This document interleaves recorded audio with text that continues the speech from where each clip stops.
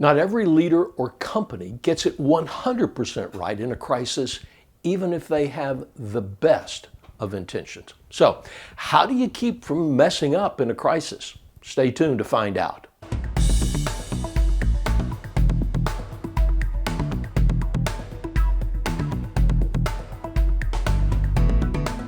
Hello, I'm Randy Pennington. Thanks for joining the conversation. My videos over the past several weeks have focused on how you lead in a time of crisis. The links to those videos are included in the description below.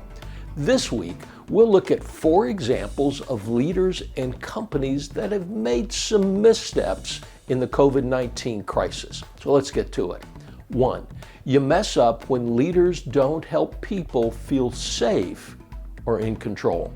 Employees at Amazon, Whole Foods, and Instacart staged protests on March 30 and 31, and those were led by employees who expressed concern over their safety and the company's actions to keep them safe.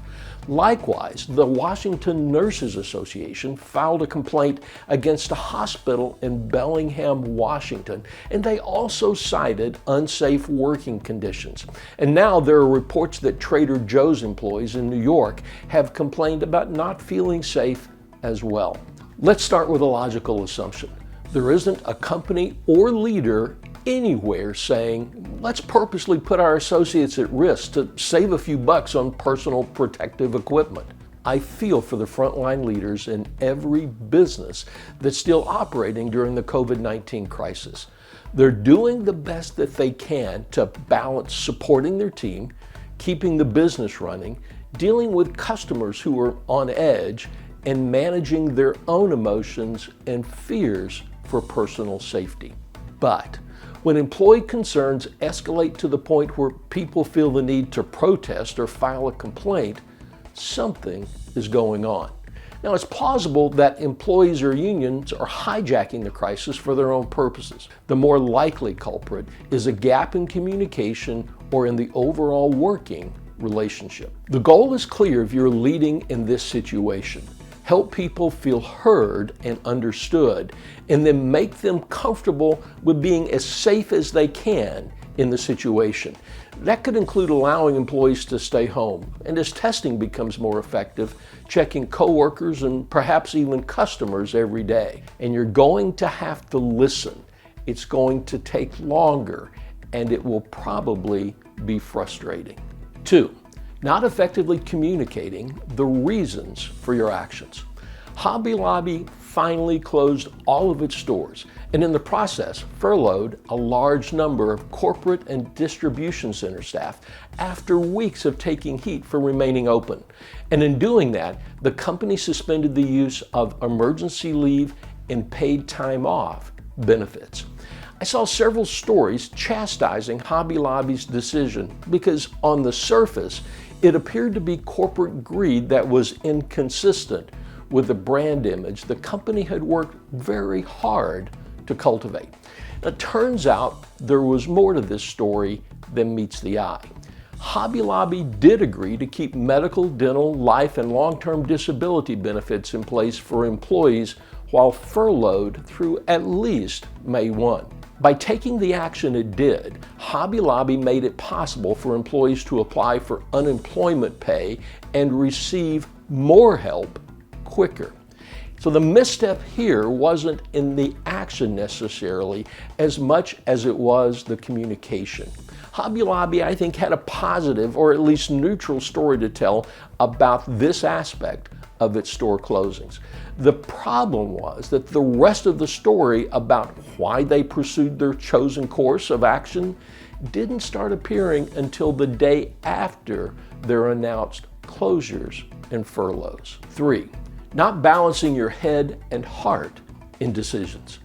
The employees who've protested about safety concerns felt that their companies leaned too much toward their head and didn't show enough heart in caring for their teams. Hobby Lobby, on the other hand, appeared to follow the convictions of its heart more than the logic and science of its head. Your team wants a combination, and it's a difficult balance to achieve.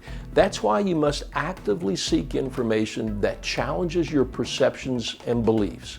Listen and be willing to explain any changes in direction.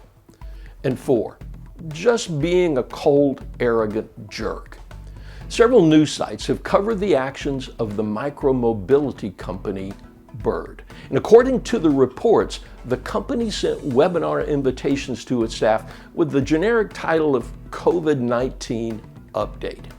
Everyone initially thought this was going to be the CEO giving an update on the company's response to the pandemic. But suspicion started to grow when it was noticed that only some of Bird's 1,000+ team members were invited to the webinar. According to the reports, the online conference was late beginning, and then a female voice came over a blank screen. I've included a link to several reports of this incident in the description below, but the end of the story is starkly disturbing. Bird laid off somewhere between 30 and 40% of its workforce, get this, in a 2-minute video conference call with no personal contact. Folks, layoffs are going to happen, but don't be stupid and don't be a jerk about it.